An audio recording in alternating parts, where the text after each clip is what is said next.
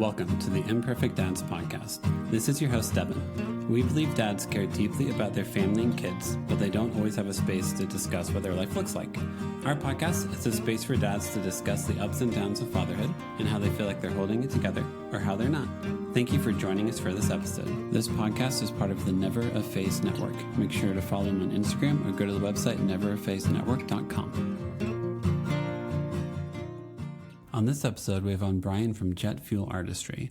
We talked about how kids keep you humble, teaching your kids to say truth but nicely, being Poppa Brian to his girlfriend's twin daughters, having a son with autism, spending a lot of time at Chuck E. Cheese with his son, postpartum depression, finding out he was bipolar and getting medicated correctly, going to therapy, mental health, and his time in artist management and what started his journey with that. Brian said multiple times in this episode, if you're a dad and you're experiencing depression or postpartum depression or need someone to talk about that reality for you, you aren't alone and he's here for you. And also, I am too. So you aren't alone is rarely talked about. And if you feel like you need help, it's really important to know you aren't alone in it and just talk to someone about it. So I'm here, Brian's here. You're not alone. Just like one more thing. Dad, just start the episode. Oh, my bad.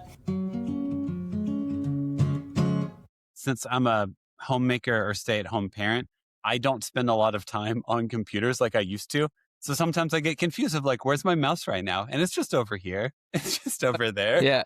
Yeah. No, I do the same because I have like a home office, but it's in my bedroom, but it's being occupied right now. So like I'm out here in the dining area, but I do have a dual screen. So I do the same thing. I'm like, wait, where am I? What am I? Yeah. It's great how many opportunities there. One thing that always like confuses me about parenting is when people aren't humble and they have a huge ego. Because I feel like having 3 kids every day is filled with moments of like, you didn't do that right. You didn't do that correctly. It's a constant reminder of you're not perfect. You're not doing this well. You're not like, you are, but like, I think the second I'm like, dude, I got this. It's like, what do you have? You want to talk about that? Yeah, no, definitely. The kids always remind you of, you're not perfect, and they humble you quick because they call you out on everything. Yeah, and they're right. That's what sucks. Is they're right. That's the worst part. Yeah, and sometimes I wish I could be as honest as kids. Yeah, because it is kind of nice to be like, oh, yeah, I should go comb my hair or brush my teeth, or maybe I should do that. Yeah, or we I am gaining a little weight. Because I haven't had that issue. I've actually lost a lot of weight lately, but man, I tell you, kids, we were with my dad, and my dad looks a little round. Okay, so yeah. The girls were like, "You look a little round. You look a little chubby. Are you overweight?" And my dad's like, "Damn." Yeah. So they're super honest. I love it, but at the same time, sometimes I'm like, you know what? I think I just bought you some gifts. I don't think you should be saying that kind of stuff. But I do love how honest kids are. I wish that would translate into adulthood. Yep. Well, it's also fun because like you then have to teach like your so I have 3 kids. I have a 10-year-old daughter, 8-year-old daughter, and 4-year-old son. And yeah, the 10-year-old daughter is straight up at that phase of just calling it like it is. And you're like, okay, your point is correct. Now let's talk method. Let's talk messaging. Because you just looking at your sister and saying, you're messy or you were gross when you did this. That if I said that to you, how would you feel? I'd feel bad. Okay. So that's why your sister isn't talking to you and she's in the other room right now. We'll figure this out. But like teaching tact is like, then you have to assess how good you are at being tactful. And you're like, oh, not every day. Yeah. It's, and that's another reason why I like being a parent is every day is different. It doesn't matter. Like, for example, this morning, I was grumpy bear this morning. Yeah. I woke up and I don't know what happened, but I was just like, not feeling today's it. not my day. I think it was the coffee, really. I didn't have any coffee. But yeah, it's like every day is different. And it's kind of exciting, but also at the same time, super scary. Because it's like, all right, what version of my daughter am I getting today? Or what version of my son am I getting today? Yep. Well, I mean, hopefully just like, I hope anyone who has kids just is aware of how much more grace they need to give themselves, or just that reality. Like, yeah, you have a newborn and it's like, okay, who's this kid this hour? Because like, I can usually predict who I'm going to be for the day, but like a newborn is like, a whirlwind of like, oh my gosh, I got this kid to fall asleep. They fell asleep on me. This is really sweet. 20 minutes later, they're screaming in my face and everything I do makes it worse. And you're like, that's whiplash. Yeah. I'm chill. I'm not that chill. Yeah. That's the old 360 right there. That's or 180. Yeah, no, you can't. Well, sometimes it is a 360 because the kid's sleeping on you sweet. Then they wake up screaming and then they fall back asleep. And you're like, what just happened? Are we yeah. good? Yeah. Oh, sometimes I miss those days, the newborn days. Cause Yeah. man, I would say 8 out of 10 times it was super sweet moments, but there was those Yeah. moments where like, whoa. I remember one time I woke up when my son was born and I literally cried. I was like, just let me go to sleep. Just let me go to I sleep. can't do this today, man. Cause it was absolutely horrible. But that was probably 2 weeks into it. Mhm. And then after that, my son was probably one of the best kids or babies around because he went to bed. He wasn't really colicky. Mhm. But yeah, sometimes I do miss those days of like, oh man, babies are awesome. But I do remember like, man, I had to take care. Like I had to pretty much hover over him and, make sure everything was working and he was breathing. And Yeah. that was the scary part too is, I would fall asleep and then wake up like, where's my kiddo? And he was in the bassinet next to the bed. But yeah, I sometimes, man, I'm like, man, those were the days, man. Yeah. It's a different set of anxiety because like, yeah, man, like if you, or like you're sitting this, like your kid wakes up in the morning, you pick him up, you try to give your wife or partner a break. And then like you realize you're sitting in the chair and you're nodding off and you're like, do I kill my kid if I fall asleep right now? And that's a Yeah. unique level of anxiety to hold. It is. I say that's expert level anxiety because it's if it happened, it would be a total accident. But man, I wouldn't be able to live with myself. I'd be like, man.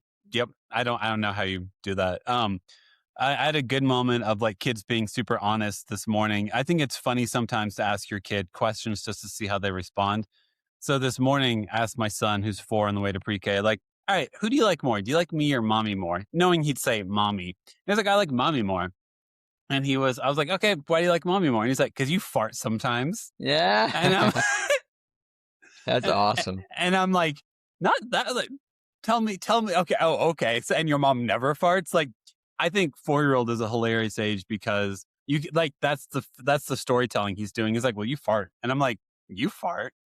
Man, Yeah. I'm like, if this is my argument today, that's cool. That's fine. Yeah. That's a good argument.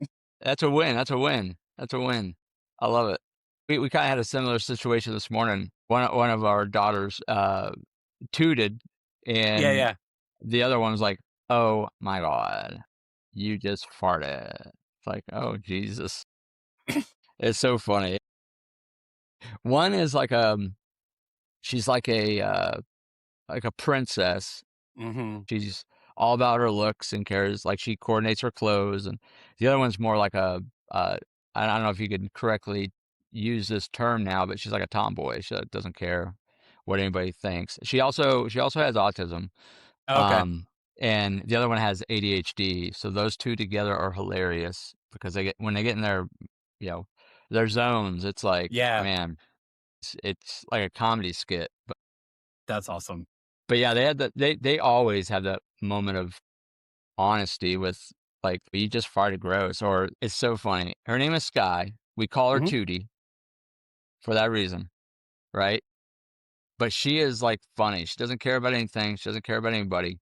Like what people think of her. And I absolutely want to live my life that way because she's so cool. And the other one, Lois, she's a princess. She just loves Mhm. coordinating clothes. She cares what she looks. She always has bows and ribbons in her hair. She's a girly girl. Yep.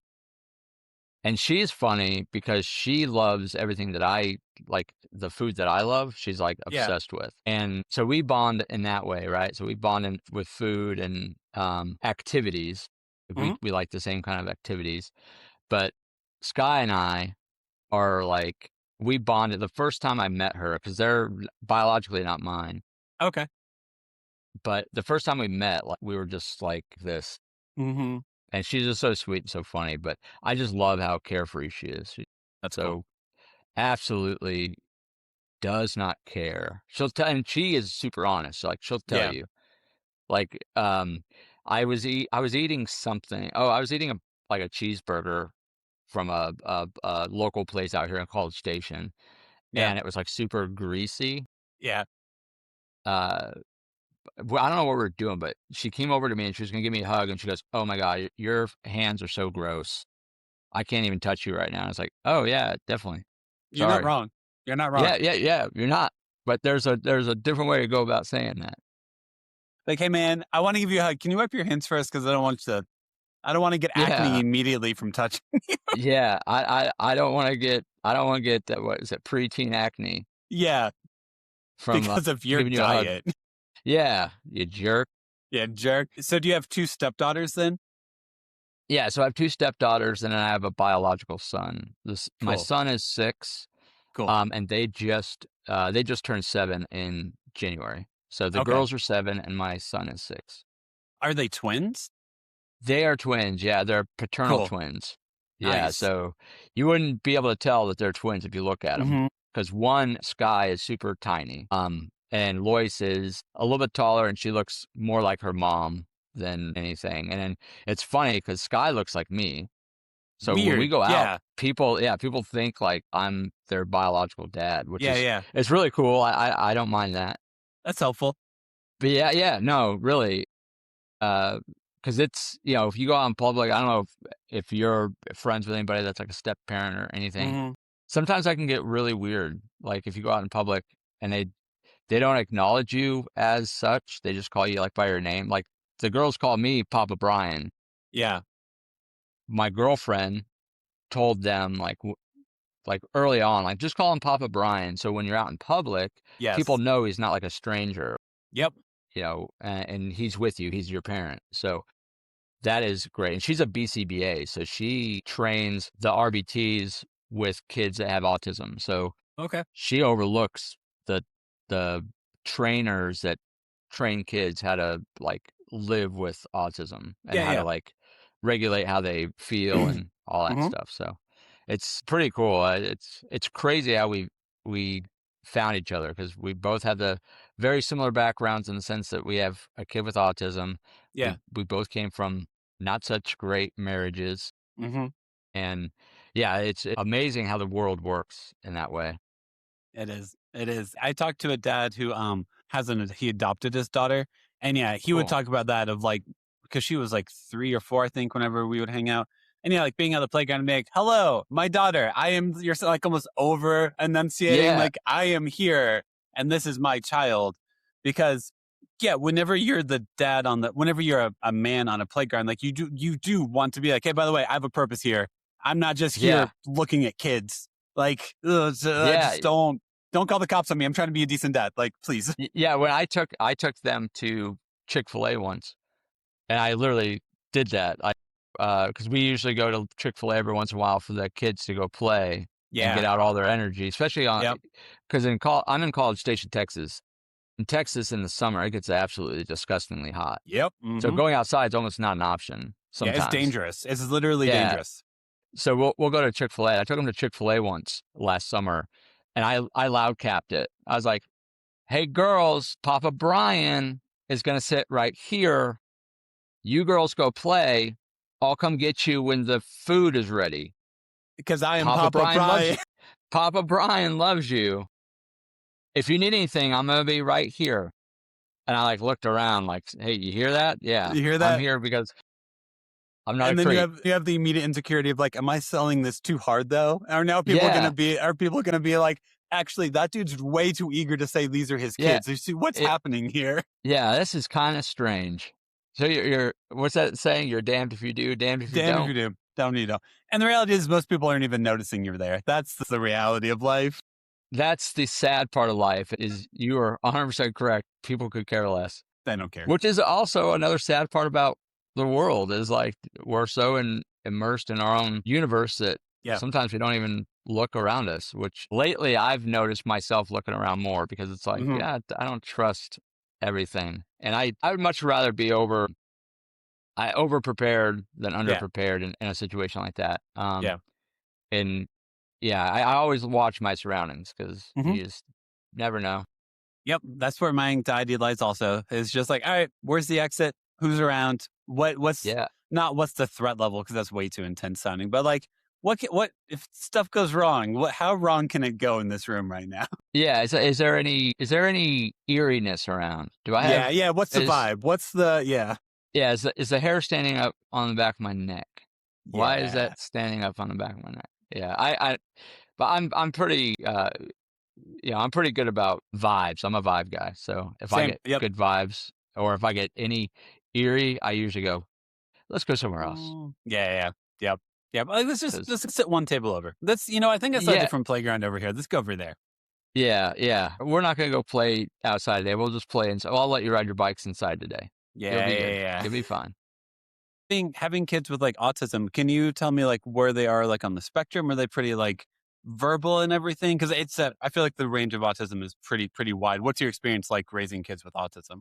Yeah, no, that's great. So Sky is high functioning. Okay. Her like autism is more along the lines of like OCD. So if Okay. things Yeah. aren't the way she normally does it, or if you change anything, she kind of, has a meltdown. But she's getting really good about calming herself down and telling us how she feels. That's So great. with her, it's amazing. Like she's really good, and that's all attributed to her mom Mm-hmm. catching it young and then working with her since she was like 2. Yeah. So that's really good. My son is he's he's up there. Okay. He's verbal, but he doesn't talk in sentences. He talks in phrases. Okay. But he's getting a lot better lately, probably within like the last month and a half. Okay. He's been talking a lot more in phrases, which is good because he's um cognizant of what we're doing and he's able to, Mm-hmm. like, I took him to Chuck E. Cheese Sunday, Yeah. um and he was like, let's go play Sonic, let's go play Space Invaders. And then he'll be like, I'll be like, hey, let's call Grandma Grandpa. He'd be like, let's call Grandma Grandpa. Yeah. I love Grandma Grandpa. So he's That's sweet. starting to come around. Yeah, it's amazing to see where he is from where he was. Yeah. And that too is attributed to my ex helping him.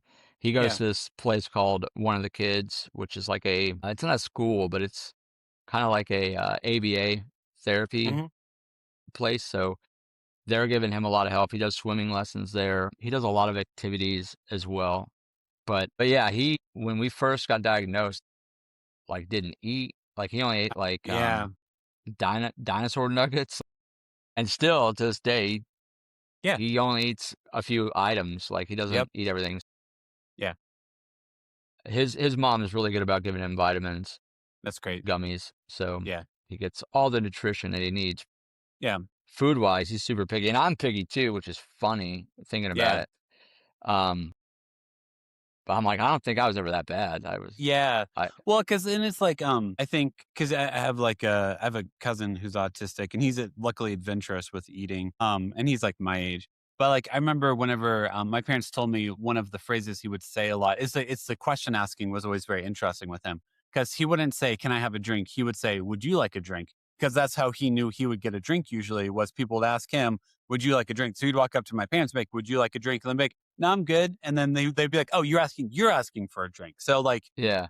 it's its own communication style that you have to like learn, and it's really cool and really awesome once you learn it. But like, you just have to know how to adapt to it to some extent. Well, yeah, 100%. And if you don't have experience in it, it can be kind of daunting and kind of scary because from my experience, when kids have meltdowns, it's because they can't communicate and they Usually, want to yep, talk and they want to, want to be a part of everything, but they can't. yep, So that's usually when you see like the meltdowns.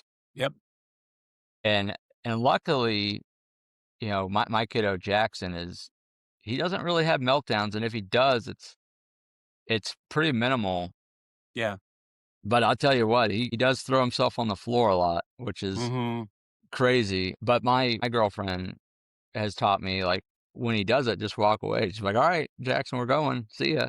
And then he'll be like, oh, I gotta get up. And he'll eventually get up. Like we go to Chuck E. Cheese a lot because they do I don't know if you're aware. I think they do it at all of them. yeah. But the first Sunday of the month, they have sensory early Oh, I didn't know access. that. So like they normally open up at 11. Yeah. But on the first Sundays, they open up at 9. So if you have any Yeah. sensory needs, you can go. So it's not super loud and That's chaotic and awesome. packed. That's really cool. It's amazing. I love Yeah. it. So every chance I get, I usually go every Sunday with him. And we all went one week, and he did that. He like didn't want to leave, and he threw himself on the ground. And Liz, my girlfriend, was like, "All right, Jackson, we're out of here. See ya." And then he like looked around for a minute, and he got up. It was pretty funny to see. But That's awesome. yeah, he's doing really good though. I'm really impressed with his improvement and his progress. So Yeah. I'm excited to continue to see it. That's awesome. I know, like, I think the whole world of like autism spectrum, all of that is really cool just because of like how much more inclusive space there are. Like in Nashville, there were, which I live in Colorado now, as I've told you before, there were a couple gyms that were specific to that. Like they were called, I think, We Rock the Spectrum or Rock the Spectrum gyms, in which That's it's cool. just all focused on how to have an inclusive play space because kids need to play. They need to have the ability to play. And yeah, that's awesome. I'll have to check. We live close to a Chuck E. Cheese, so I'm just intrigued now to see if they do that because, yeah, man, that's huge. Like for your son to be able to go to a play place and not be overwhelmed, to not be overstimulated, and be able to to be able to enjoy the place is like awesome and should be promoted if they do that at all of them. Yeah. And then so how I found out about that, before I got back into music, I was working at a tech company as a account executive, and one of my accounts was Chuck E. Cheese. Cool. So I did a bunch of research on it, and I was like, "You guys have Sensory?" Like they were about to roll out a Sensory program. I was like, "That is so cool!" And I told him, I told the chief technology officer, I was like, "Man, my kid has autism. I didn't know about this. This is great." Yeah. And I've been going for about 2 years now. Cool. Yeah. It's really awesome. That's I wish there would be more companies that would do stuff like that. I know it's definitely it's helped him a lot because he's able to. I mean, he loves video games first and foremost. He absolutely loves them. And now he gets to go and actually physically play them instead of playing them on his iPad. He has to go play like the arcade and stuff. But, it's wishful thinking for me to be like, man, I wish more companies did that because I can't imagine how hard it would be to, well, especially now with companies that are dealing with staffing issues or dealing with, they're just thankful to open their doors. Like, correct. Yes. To add on another, Yeah. Additive to that would be pretty mind blowing or mind crushing for some business owners. So I just wish that it would be something that was more, correct. Well, I mean, because the reality, every day, the reality is that, like, Chuck E. Cheese is already like you have disposable income, like type of space. Yeah. So 100%. then you are trying to figure out like, okay, Chuck E. Cheese, now they have to open up 2 hours early or whatever than they normally would, and then staff it, and it still has to be profitable to them. So then they've got to put more marketing. Now, like I also look at stuff from a business standpoint. It's like, oh, well, if you want more businesses to do that, it has to be financially worth it for them to do it. Usually is how it works. So yeah, if you already are in Chuck E. Cheese's, people have disposable income and they come here or they have birthday parties. So that's the main reason to go there in my mind. So that's not a guarantee. So yeah. If you're already trying to figure out how do we get people to come into our doors at all, but not, it's those, this is not a business podcast. This is a father podcast. Oh yeah, 100%. And I tell you, once you have a kid, things change, your priorities change. And there's a wrench thrown into it when you have complications, or not complications, but diagnosis like that. So correct. It's really cool to be able to go in there. For example, Sunday I went there, and it's really cool to see families in there, and then be like, look, I looked over to Dad, and I was like, "You got the head nod, yeah. That's awesome." Because his kid, they were doing skeet ball. Remember skeet ball? Yeah. And he got the 5,000 one. Yeah, the like middle one. Really hard dude, one. I can't get that one. Yeah, I know. I was like, man, this is awesome. And his kid was just going crazy, and I was like, that's awesome. I love seeing that. That's so sweet. Well, because they're such like pure joy to it. There's such a pure, like, I did this and I can do this, that like makes me tear up to think about. Cause like, a lot of our world is not made for people with disabilities. So whenever But yeah. people who aren't a part of the normal, air quotations, are able to find a spot in which they're able to succeed at something they didn't think they should succeed at, like that human spirit, that beauty is just like, that makes me teary eyed. Yeah, yeah. There's also this park in Austin. So my son lives in Austin with his mom, Mm-hmm. and there's this park. It's called Play for All Park. Mhm. So it's like like it's a gated in park. It's such a awesome. It's a really big space too. Yeah. We go there usually when it's cooler out, Mm-hmm. and that's another bonding place for adults, not to mention for the kiddos as well. So it's just cool to actually not feel alone in Mhm. that aspect and be like, man, there's other kids out here, there's other adults. And my son, his birthday was in October, and his mom had a baby, so they had to wait to have his birthday party. So they ended Okay. up having birthday parties, and it was literally every kid in his class, like from just one of the kids. Mhm. And it was so fun, like watching them like STEM. When I see kids STEM, I just some like not normal people, but people that don't have experience with autism go, Yeah. what the heck are they doing? I'm Mhm. like, they Yep. are living their life. They are living their dream. Yep.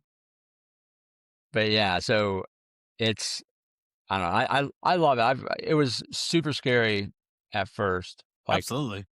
to the point where I had like a mental breakdown. Mhm. Like it was to that point, and I actually had to go to like therapy and like rehab for it. Like it was like mental. And I was at Apple. I used to work at Apple, Okay. and that was one of the best parts about working at Apple is they're totally cool with like mental health and Yeah. all that. So I was able to take 2 months off of work Oh, and awesome. Yeah. get myself right. So I'm thankful that I had the opportunity to do that, because if I didn't, I had postpartum depression, Did you? like Okay. real Yeah. bad. And a lot of people don't understand that men can get that. They don't for some reason. And I had it big time, because I used to be like, um, the life of the party. I used to be fun. And then Mhm. I just got real reclusive. And then, what do you call it? COVID hit. Oh, yeah. And then, Yeah. you're stuck Then in the the house. opportunities to be even more reclusive, isolate yourself more. Yeah. We had our third kid in 2021. And but if I would have had our first kid in early 2021, like, cause it's, the best way now to put it is like when you have a kid, your identity just gets shattered. So like you have to figure out who you are now. You have to figure out your relationship with your partner. Like almost everything, you suddenly have to look up and be like, wait, who am I? And like whatever definition you thought you'd have of being a dad, you now have to look up and be like, wait, but really, who am I really? What dad am I really? And Yeah. to add a global pandemic, to add isolation to all that is understandable why, if you assume you should process that on your own and you would know how to process that on your own, is an unrealistic expectation to have for yourself. Oh yeah. Especially, nobody, I don't think, I mean, I'm not a history buff, but I don't think there's ever been a worldwide pandemic like Yeah. that. That I'm aware of. Yeah. Maybe like the flu in like 1918 was really massive, but like that's about it. That's the only thing that comes to mind for me. Yeah. For full Yeah. scale. Yeah. Yeah. Yeah. Yeah. And so nobody knew really how to handle it. Hmm. Yep. But yeah, it was that was a wild time. It's been a wild 5 or 6 years now. Yeah. But yeah, when it first started, I was like, geez, that was a mess. Yeah. Yeah. Well, like in my mind, like a lot of life is like, here's the expectation I had for myself. Here's the expectation of how I thought this would go. And then there's reality. And so like, and then you have to deal with reality. And like, that takes time. That takes time to process. It takes time for you to catch up to be like, okay, this isn't, that's like, especially if you have a kid with autism, the type of dad you thought you were going to be versus the dad you need to be are different fathers. And I'm Yeah. grateful you were able to take the time to be like, okay, that's not the dad I'm going to be. So, but which dad am I going to be? Because there's still room here for me to love my child, to step up and to show my kid that he has a good dad and to be a dad to him. but it's just not what I thought it was. And I need some time to recalibrate, and then I'll do it. I'll step up. I'll do all the stuff, but like, I'm going to need some transition time to know what I actually need to be here. Yeah, 100%. And it's, I don't know, I'm thankful for the resources I had because, if I didn't, like, for example, like healthcare and mental, health go hand in hand, right? Mm-hmm. And I'll tell you, that was one of the best parts about working at Apple is they had like the best health benefits on the planet. Mm. And if I didn't have those resources, I don't think I would have been able Mm-hmm. to recover Yep. nearly the way I did and not worry about my job. Like that was another thing. Like Mm-hmm. I didn't have to worry about my job missing that many times. I used to work, I mean, not to kind of go back through my work history, but I used to work at Walgreens back in like 2007. I was a manager. Yeah. And if you missed a day, they'd be like, "What are you doing? Dude. Where you at? Yeah. Where you at? Yeah. You Yeah. got to be here. You got to be here." I'm like, "I'm literally dying. I'm in the hospital. I'm dying. What do you want?" Like, well, if you're not here, you're not here tomorrow. I got in a car wreck. Like, what do you guys want me to roll the broken car into the parking lot? Oh, and to talk about paid time off was laughable to them. Yeah. Yeah. It was just, but going back to the health and stuff, it's just nice to know that my job wasn't at risk and they really wanted me to get better. So it's like, okay, this is great. And I could focus on me, focus on my family. But yeah, that was a hard year. That was a real hard year.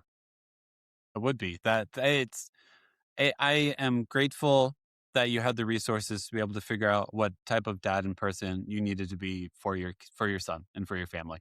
Because as we're already hinting at, it's not a guarantee. I wish it was more normal. I wish it was funded.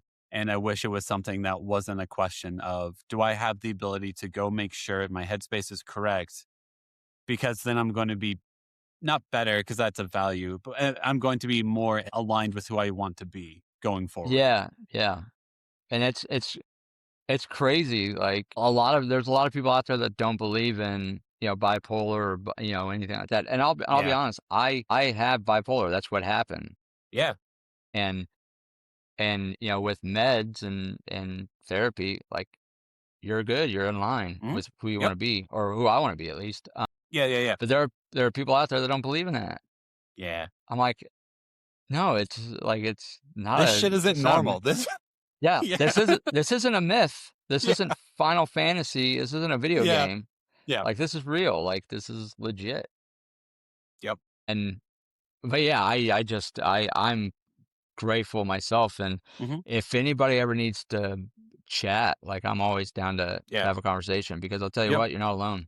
Yep. And it's a journey. Like from anyone I know who has needed to go to therapy, get on some meds because of how they're wired. Honestly, it's a journey to figure it out. You don't just wake up one day and you're like, oh, I guess I'm bipolar. Like it takes time. Yeah. You got to have some experiences with it. You got to find a therapist in which you like align with them and stuff. And like, it's a whole process to find out, like, oh, by the way, what's my med? What's the med that works for me? What are the side effects of the med? Like that's a year. Yeah. So that's the key, is finding the med that works for you, because my primary care physician just randomly gave me a prescription because I was depressed. Yep. And that's what snowballed me into finding out that I was bipolar. Because journey. It threw me it threw me into a mania that was insane. Like, and that's the other thing too. I've been, ever since that happened, anytime a doctor tries to prescribe me something new, I'm like, I don't know about that. Like, I'm so nervous because that was a scary situation. But yeah, it's the journey. The journey is your own, But if anybody ever needs to talk, find somebody that can talk. And if anybody watching this down the road wants to reach out, I'm always down to have a conversation. I love talking to people. I love meeting new people. Yeah. Nice. Well, before I start wrapping up in the next like 10, 15, let's talk about like your job and stuff. Cause I know you because what is your actual like job now? Cause you always are like messaging about bands and stuff and like people you're trying to promote. So tell me about that world for you. Yeah, definitely. So I started a band development company called Jet Fuel Artistry. And I used to be in the business back at like early 2000s, mid 2010s. Mm-hmm. And I still have friends that are in the business now, and they're doing really well for themselves. And I kind of kick myself. If I would have stayed with it, I'd probably be up there with them. But I to kind of take you down that journey, I worked for Apple, left Apple to further my career. I got laid off within 5 months. Got another job at a startup company and got laid off in 3 months. So within like a 8 to 9 month span, I got laid off twice. Dude. My girlfriend goes, "You love music. Why don't you get back into it?" And I was like, "I do." And she's like, "You're always going to shows. You're always hanging out with your friends. Why don't you go do it?" And I was like, "Oh man, I will. Yeah, it's okay." Mm-hmm. So I started a journey back in July, and I just look, I watch podcasts. I look at playlists and stuff, and I'm like, okay, I hear bands, and I'm like, oh, they got something. That sounds hooky to me. That sounds catchy to me. And then I kind of follow them for a little bit, and then I reach out and like, hey, what's your guys' situation? And I kind of, develop a relationship.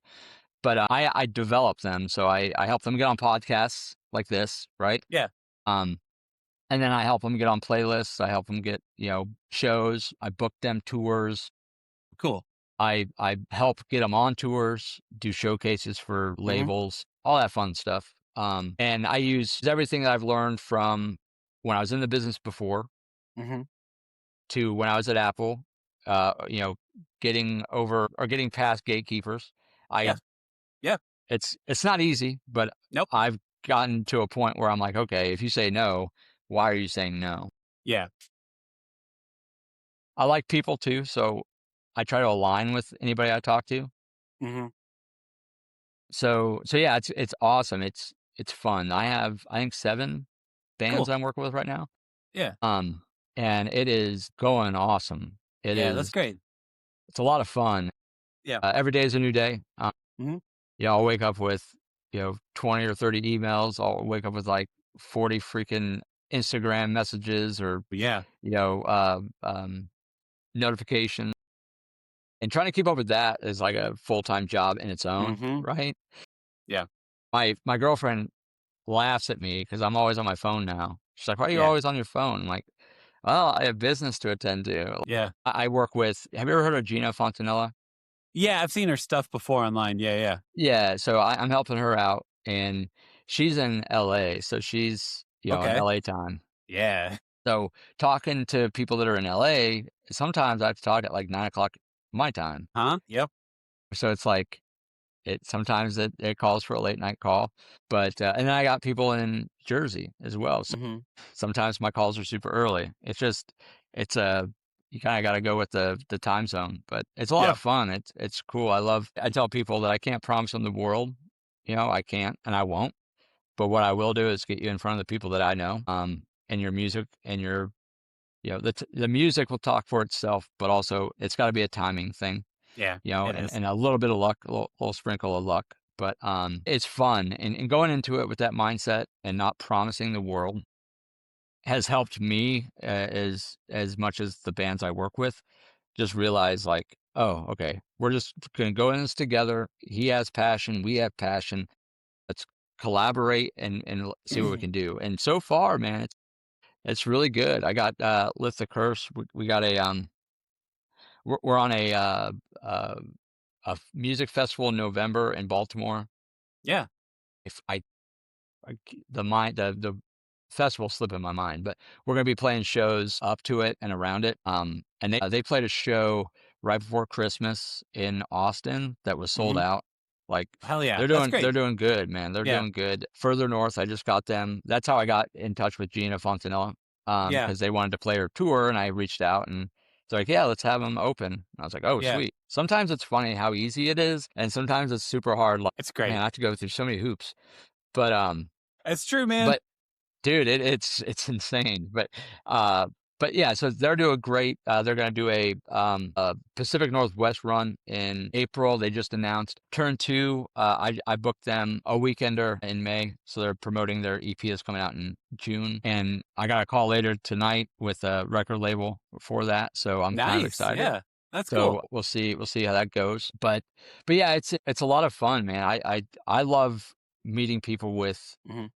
the drive and the passion. And it's really frustrating when you meet a band that's super talented, but they don't care to work at Yeah. it. They just think everything's going to come to them. And it's luckily I haven't really met too many of those this run, but when I did it back in the day, that's like all it was. Yeah. It's like, man, I was out flyering Dude, shows, yeah. cars.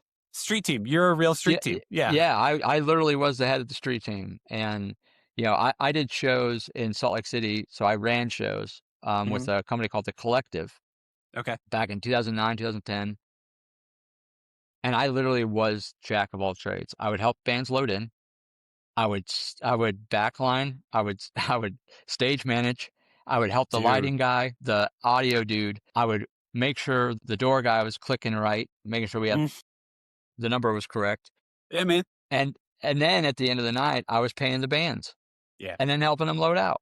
Yeah. Like I was doing everything. That's a lot, man. And, dude, yeah. And if you look at it, like as far as like what I got paid pennies on the dollar. Yeah.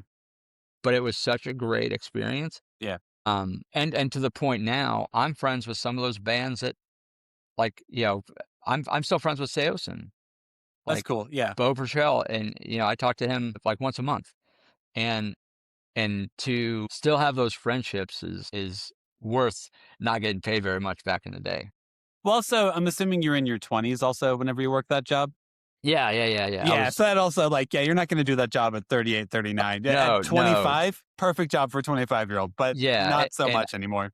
Yeah, I couldn't even do that if I wanted to now. No! Like, physically, I couldn't. Like, my back hurts immediately thinking about loading a bass amp. Like, I'm good. Yeah, like, I got out of bed Saturday, and I thought I broke my back. I was like, oh. Yeah.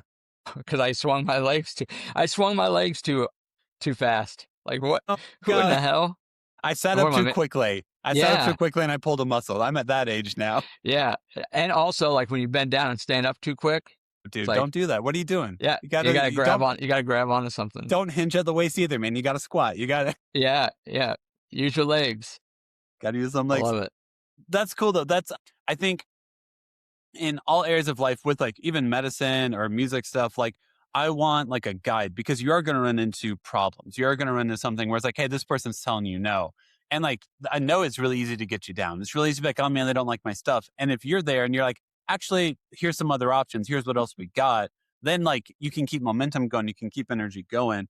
But like, if you don't know the path, if you don't know what else is in front of you or what can be in front of you, then it is really heavy and it feels freaking awful.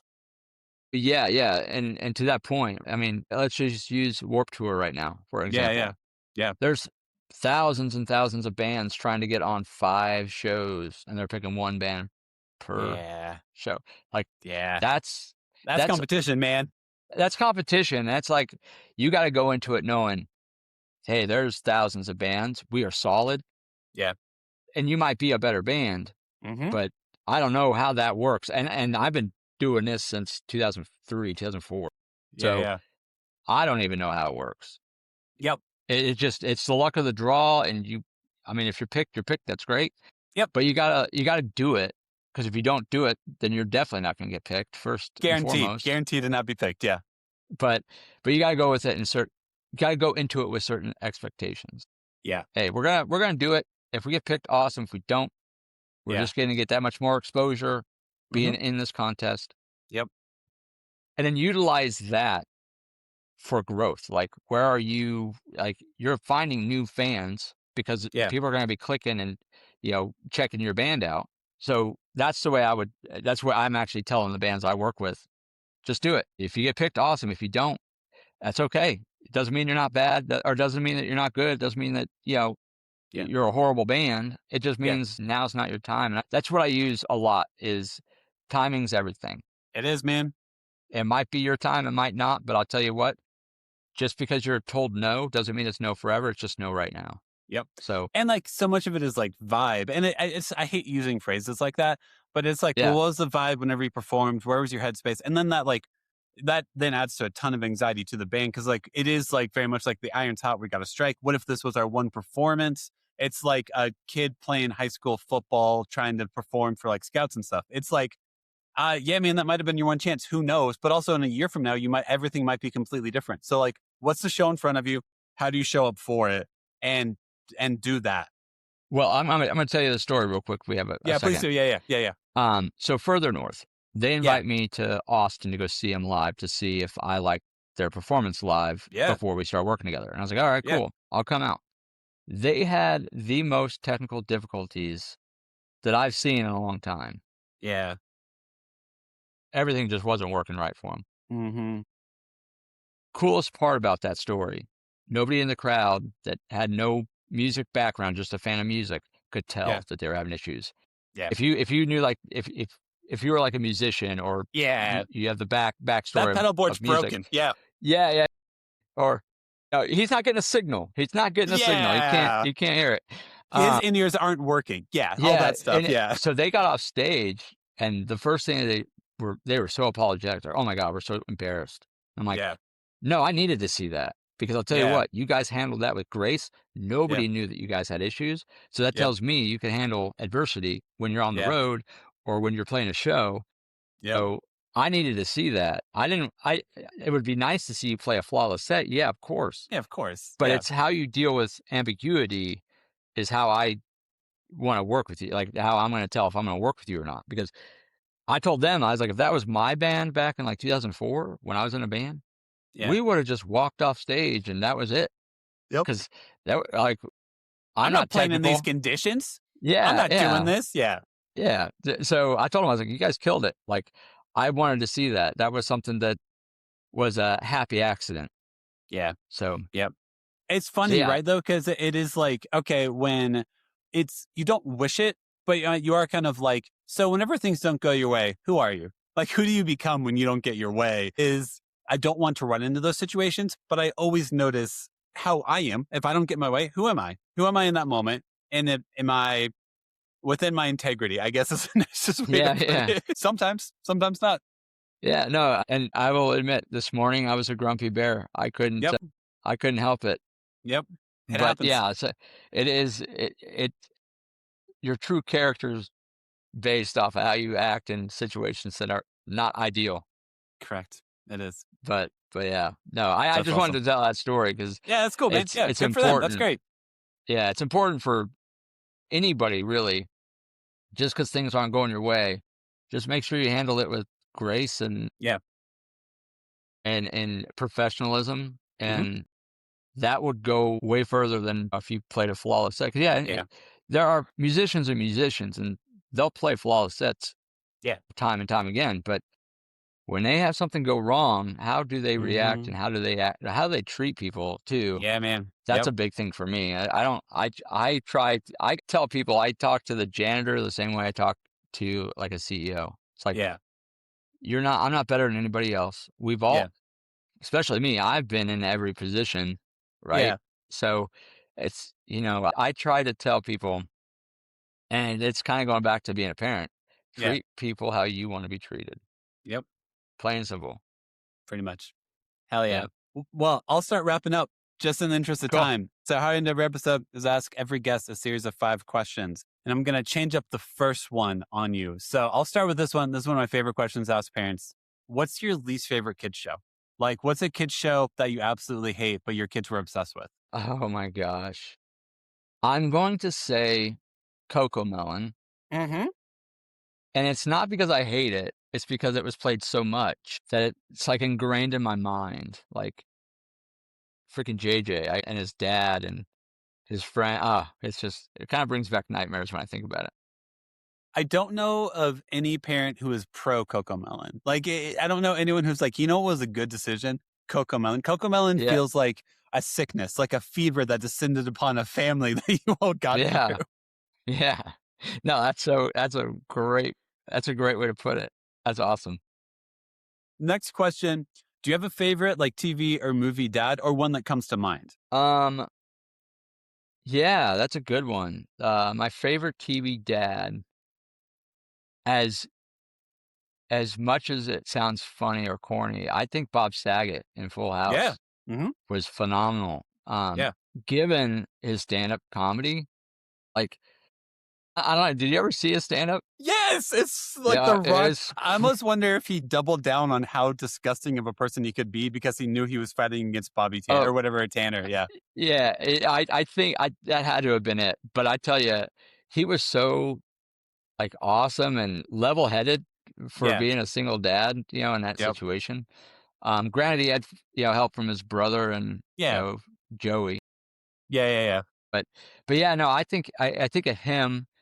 Um, or I think Uncle Phil, man, when I was growing up, was Yeah. such a great dad. Especially that episode. Yeah.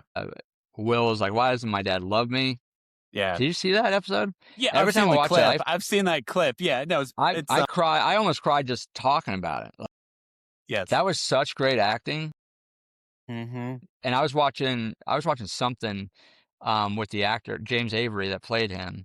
Yeah. And he goes, I knew at that point he was going to be a star. Yeah. I was like, damn, that's Yeah. such because he's a great actor, Yeah. James Avery. Yeah. Well, what's fascinating to me is like I never know if it's like I think social media is fascinating because like I've watched that clip like a million times because you'll see the clip posted on whatever, and like to realize like how impactful the moment that was because you trust me, you're not the first dad on this podcast to mention watching that scene, then revisiting it as an adult on socials and like being teared up and being like because it's inspirational, right? Like whenever you see someone having a breakdown and questioning their worth, I want to be able to step up to look at that person and be like, you have so much value that you don't see. You have so much love that you don't even know. And like he communicated in such a like they both communicated both of those energies so beautifully that like how do you not tear up? Yeah, no, it's like I almost teared up just mentioning it. Just it's so powerful, man. Yeah. It's because acceptance matters. Knowing you're loved even whenever you feel like you aren't worth loving freaking matters. Oh, 100%. And I mean, we every single person in this world goes through that, Yeah, man, regardless they if do. they're loved always, Yep. like they are loved always, but there Yep. are moments in time where you're like, man, I feel like Am I sure about nobody that? loves them. Am I sure Yeah. this is worth Yeah. loving? Yeah. The You answer sure is about yes. that? Like that? The answer is yes. Yeah. No, that's good. Next question. What's your replacement curse word? Like, or do you just curse? So I'm sure you're familiar with Chris Farley. Yeah, of course. Shiitake mushrooms. I say shiitake or shnikes. Nikes, yep. Shnikes all the time. Shib. I say shib. Okay. I say pho, like pho. Yeah. So I say, especially when I'm like texting somebody, I'll just text FUGH, like pho. Bug. And I put a lot of H's on there so they emphasize it. Yeah. That's awesome. So yeah, I would say those are my key Nice. replacements. Love it. Next question. What's like one of your favorite activities or toys that you play with kids or with your kids? A favorite activity, probably just recently teaching my twin girls how to ride a scooter. That was kind of fun. Oh, that is cool. Yeah, and teaching is something I love doing. Yeah. They got to skip it it's not a skip it, but it's like a version of skip it for their birthday and for the weekend, because it was the weekend when they got it. Like they first started, they're like, "What is this?" And like it was awful watching them do it because it's like, no, that's not how you do it. You guys are going to break your nose. You're going to fall forward and break your nose. They would like spin it with their hands. I'm like, no, that's not how you start it with your hand. Yeah. And then I got like literally in 2 days, both girls were just like doing it like they've been doing it for years. So it was kind of cool to see. I love doing that, playing games. We play Uno. Yeah, that's cool. Uno is fun. I love hitting that draw four. Like draw four. I say draw four, baby girl. Bam. Yeah. Boom. Here's a reverse. There you go. Dude. My kids will do like whenever someone wins, they'll be like, but who gets to win next? And then I feel like whenever you do, like everyone does draw fours for like an hour. Like somehow they get reshuffled into the deck and you're sitting there like, I thought this game was going to end 30 minutes ago and I'm still here. Can I just say you win? No? Yeah, no. Or you get to the point, our girl Sky, she is like the Uno guru. I don't know how she wins, but she wins like literally 9 out of 10 times she wins. Yeah. And it's funny to see Lois because Lois is very competitive, and she goes, "Yeah, but I had the most colors." Like, well, yeah, that's why I will win in this round. I'll win in this round. But have you ever seen someone hold this many cards at once? Yeah, that's one of my favorite things about her. No matter what situation, she always find something like that to say. Like, yeah, well, you won. That's great. However, yeah. Do you look this good in a bow? Like, yeah, no. So I win. So That's awesome. she's hilarious. Kids in general are funny just because they are funny. They don't know better. They just tell you how it is, which is It's great. Beautiful.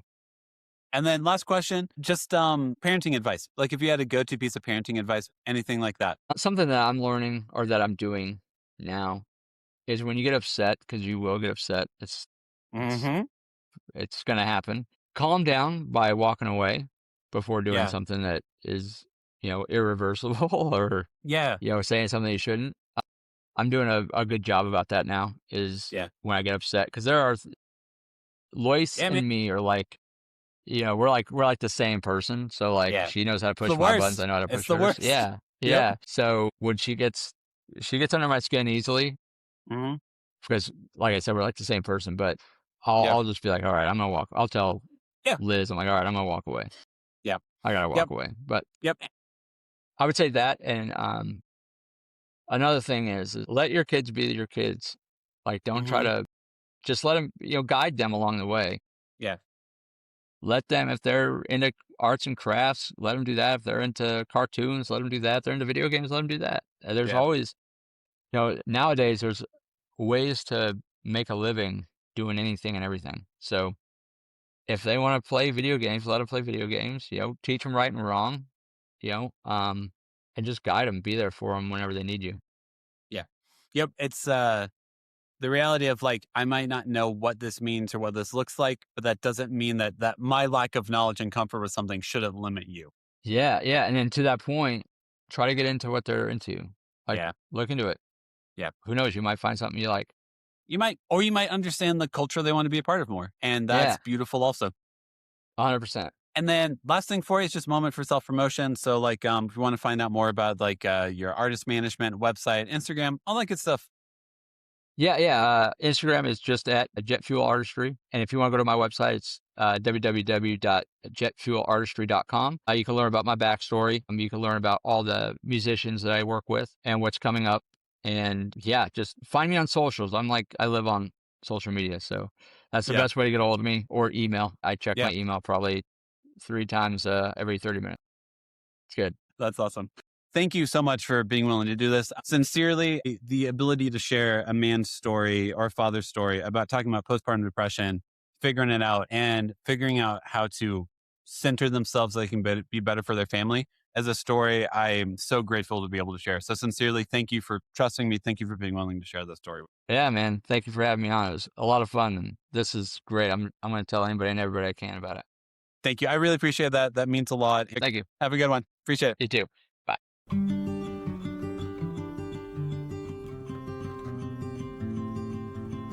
Thank you so much for listening to the episode. Make sure to follow us on Instagram, TikTok, and YouTube at the Imperfect Dads Podcast. And make sure to give us 5 stars wherever you listen to us. Music, editing, and production is all done by me. Make sure to tune in on Mondays and most Thursdays for new episodes. This podcast is part of the Never a Phase Network. Make sure to go to neveraphasenetwork.com to learn more about them.